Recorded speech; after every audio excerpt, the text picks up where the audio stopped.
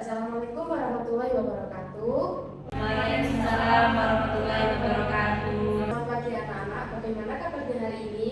Pagi Bu, alhamdulillah baik. Sebelum memulai pembelajaran, mari kita berdoa terlebih dahulu. Minta tolong kepada Ella untuk memimpin doa ya. Sebelum memulai pembelajaran hari ini, mari kita berdoa sesuai agama dan kepercayaan masing-masing. Berdoa.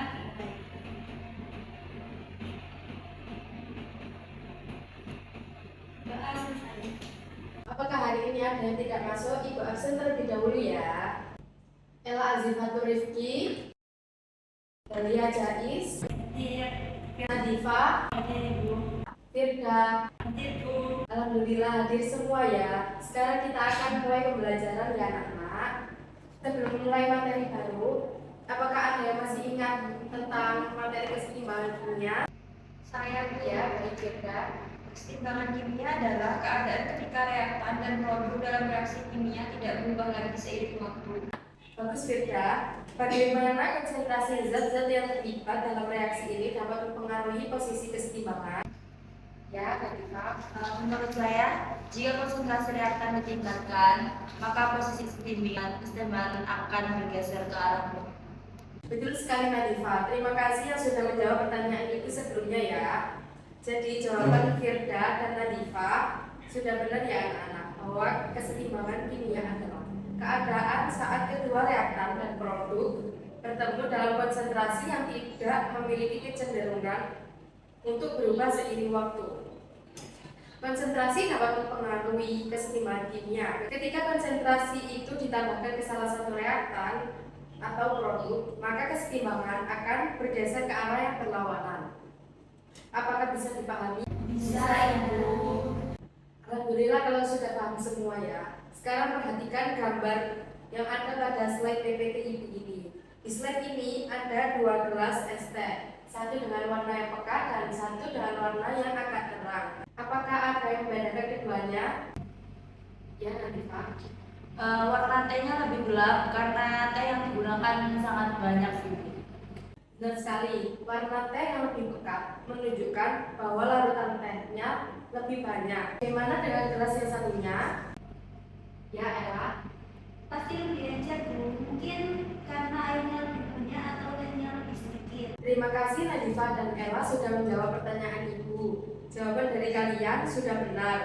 Ibu akan menambahi sedikit ya. Teh yang memiliki warna yang lebih pekat menunjukkan konsentrasinya lebih tinggi. Artinya jumlah zat terlarut lebih banyak dibandingkan dengan airnya.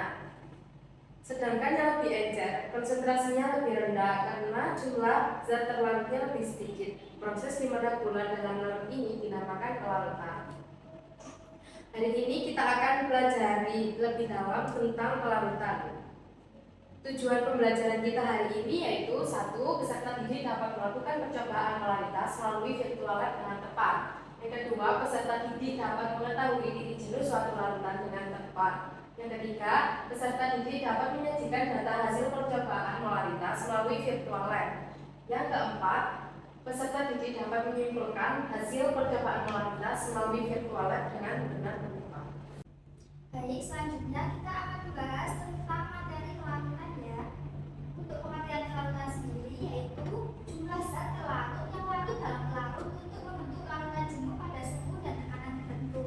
Selanjutnya untuk jenis-jenis larutan, yang pertama yaitu larutan tak jenuh, mengandung lebih sedikit zat terlarut dibandingkan kapasitas pelarut pada suhu tertentu. Yang kedua yaitu larutan jenuh, mengandung jumlah maksimum zat terlarut yang dapat larut dalam pelarut pada suhu tertentu.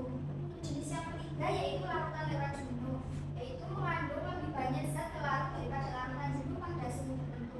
Faktor-faktor yang mempengaruhi larutan ada dua, yaitu suhu dan tekanan. Selanjutnya tentang konsentrasi larutan. Konsentrasi larutan yaitu cara untuk menyatakan hubungan kuantitatif antara banyaknya zat terlarut yang ada dalam jumlah tertentu larutan. Selanjutnya, konsentrasi suatu larutan merujuk ke bobot atau volume zat terlarut yang berada dalam larut ataupun larutan yang banyaknya ditemukan. Selanjutnya yaitu cara menyatakan konsentrasi larutan. Caranya ada 6. Yang pertama fraksi mol, kedua persen konsentrasi, ketiga molaritas, keempat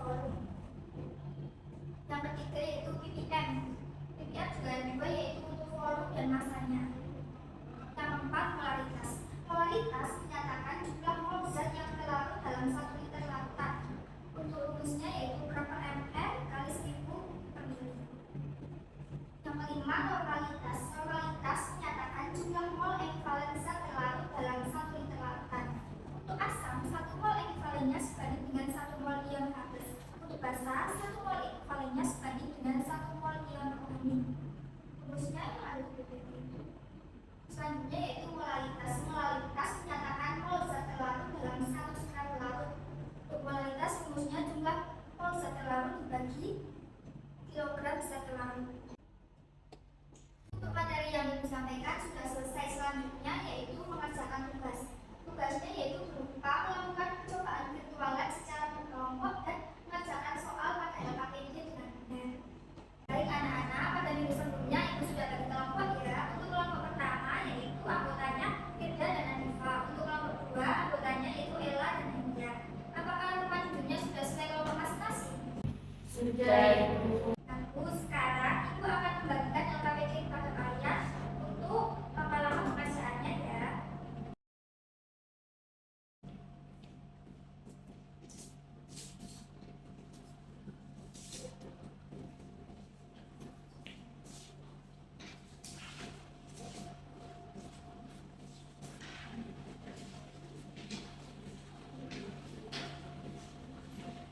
Sebelum mulai percobaan, silakan disiapkan laptopnya dulu ya.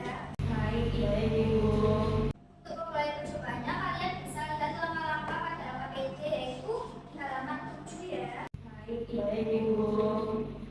Prosedur yang pertama yaitu buka aplikasi PET dengan klik link yang telah disediakan. Lalu klik chemistry atau kimia. Langkah selanjutnya mencari judul molaritas, lalu klik molaritas. Selanjutnya yaitu klik tombol play untuk memulai percobaan. Langkah selanjutnya beri tanda centang pada lihat nilainya, supaya kita bisa lihat nilai konsentrasi larutan. Lalu pilih zat yang akan diuji sesuai tabel pengamatan. Dan geser slider untuk mengatur volume larutan. Volume larutan dibuat konstan sebesar 0,2 liter. Setelah itu, tambahkan jumlah zat terlarut dengan menggeser slider secara pelan-pelan sampai muncul kristal atau endapan yang menandakan larutan telah mencapai titik jenuh. Lalu, langkah yang terakhir dan sangat penting yaitu mencatat jumlah zat terlarut yang ditambahkan dan mencatat nilai konsentrasi larutan. Kalau ada kesulitan, kalian boleh bertanya kepada ibu. Baik, ya Ibu. Untuk praktikumnya dan menjawab soal yang ada di LKPD-nya, ibu beri waktu 30 menit. Jadi bisa dimulai dari sekarang ya.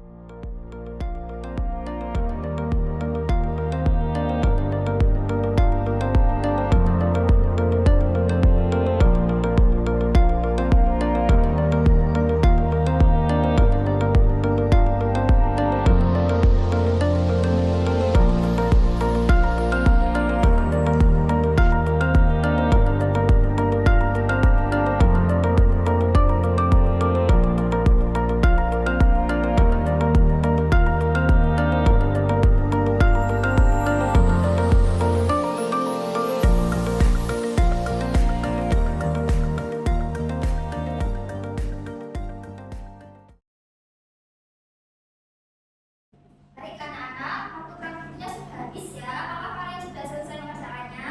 Sudah selesai, Ibu. Sekarang ibu minta perwakilan satu kelompok untuk menyampaikan hasil praktikumnya ya. Siapa yang mau maju ke depan? Kelompok 1, Ibu. Baik, silakan Najwa.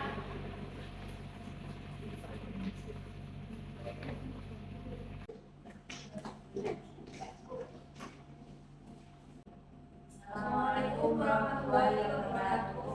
Waalaikumsalam warahmatullahi wabarakatuh. Kami dari kelompok 1 akan mempresentasikan hasil diskusi kami. Untuk tabel hasil pengamatannya, larutan yang digunakan 1, obat 2, klorida. Untuk klorida dibuat konstan yaitu 0,2 dan jumlah zat larutnya atau KRT jenuh 0,871 mol. Konsentrasi larutannya 4,350. Larutan 2 yang digunakan kalium dikromat. Jumlah zat larutnya 0,101 mol. Konsentrasi larutannya 0,500. Larutan ketiga yaitu emas klorida. Jumlah zat larutnya 0,491 mol. Konsentrasi larutannya 2,250. Larutan yang ketiga kalium bromat. Jumlah zat larutnya 0,671 mol. Konsentrasi larutannya 3,350. Larutan yang keempat tembaga 2 sulfat. Jumlah zat larutnya 0,280 mol. Konsentrasi larutannya 1,400.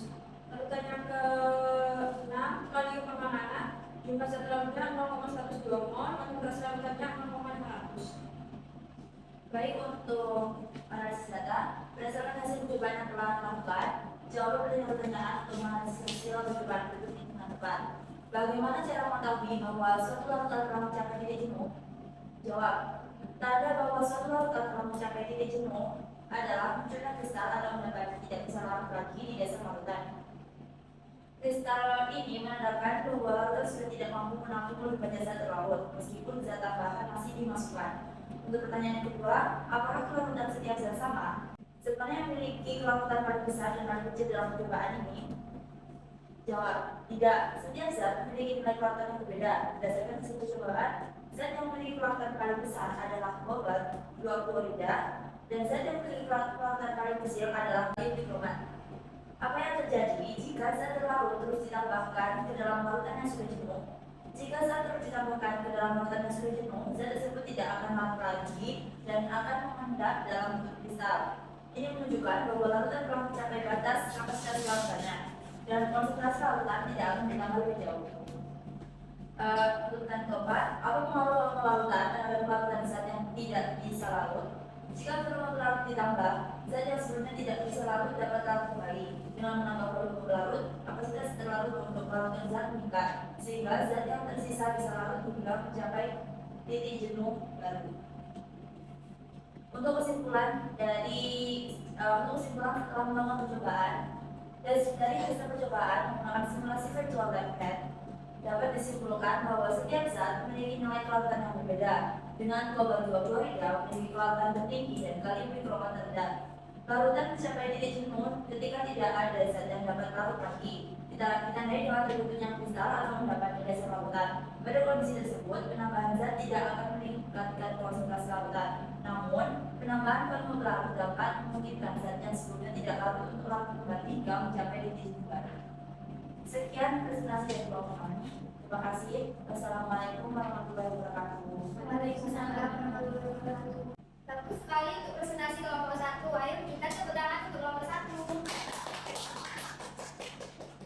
Jadi yang disampaikan oleh kelompok 1 sudah benar, yaitu setiap zat memiliki nilai kelarutan yang berbeda dan kelarutan mencapai titik jenuh ketika tidak ada zat yang dapat larut lagi. Ditandai dengan terbentuknya kristal di dasar larutan. Dan pada kondisi tersebut, penambahan zat tidak akan meningkatkan konsentrasi larutan, namun penambahan volume larut dapat memungkinkan zat yang sebelumnya tidak larut untuk larut kembali hingga mencapai titik jenuh. Baik, untuk kelompok 1 silakan untuk Terima kasih. Nah, setelah kalian mengerjakan praktikum dan menyimpulkan hasil praktikumnya, sekarang Ibu adakan kuis ya, untuk mengukur sejauh mana pemahaman kalian. Nanti poin tertinggi akan mendapatkan hadiah dari Ibu. Silakan bisa di-scan untuk masuk ke soalnya.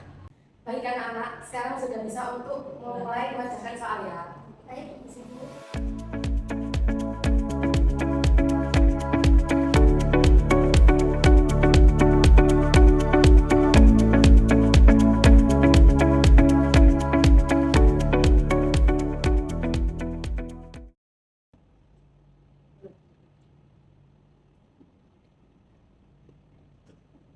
Baik, untuk poin terbanyak diraih oleh Daya, silakan Daya untuk maju ke depan. Saya beri penghargaan. Selamat ya Daya. Ya, terima kasih Ibu. Ya, sama-sama. Baik ke depan dulu. Baiklah anak-anak, demikian pembelajaran hari ini. Semoga ilmu yang kalian pelajari hari ini bermanfaat. Jangan lupa untuk selalu belajar dan semoga kalian sukses. Ibu akhiri, wassalamualaikum warahmatullahi wabarakatuh. Waalaikumsalam.